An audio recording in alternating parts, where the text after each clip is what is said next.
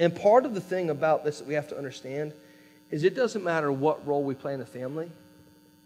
If we catch fire and we're fully bought in, if we're fully sold out, the rest of the family can buy into it. It can happen if we're the husband or a dad. We get on fire and say, man, I'm focused. Jesus has revolutionized my life, and I now want to lead us as a family towards that. I can do that as a husband, as a dad.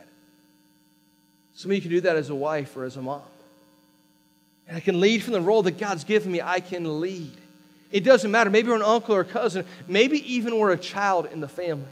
Even a young child can say, I want to help lead my family where it should be spiritually. I've seen it happen with children as young as 11 years old. Early on in ministry, I started off as a youth pastor. For a long time, I was a youth pastor. And early on, I had a young kid that was in 5th grade about to come into youth group. And he was so excited. As a 5th grader, he's like, man, I can't wait to get into youth group. He used to come in and ask me, how many weeks until I can start coming to youth group? And he was so excited. His name was John.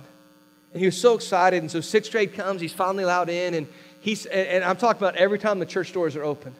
Sunday morning, Sunday night, Wednesday night, it didn't matter. Man, John's there and his family's bringing him and his family's plugged in. They're doing some different things. And after a couple of years of seeing their son kind of involved in youth ministry, the parents came to us and they said, hey, we see what's happening in his life and we want to be part of that.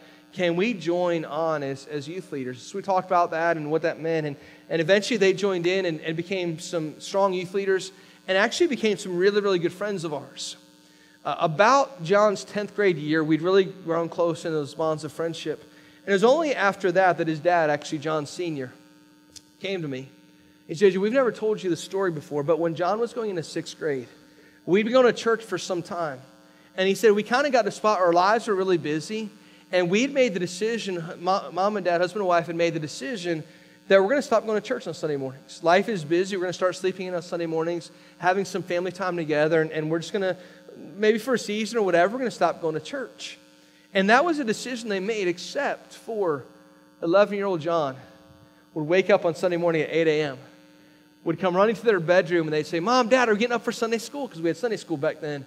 And he'd come running in and say, hey, are we getting up for Sunday school? And eventually, all right, yes, John, we're going to Sunday school. And he kept doing that all year long because he was sold out. Eventually, his parents got bought in.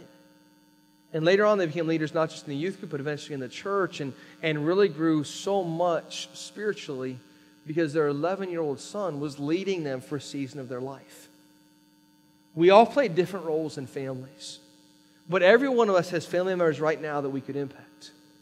We have to be sold out when it comes to being personally revolutionized before the rest of the family can watch it and say, okay, I want to be bought into that.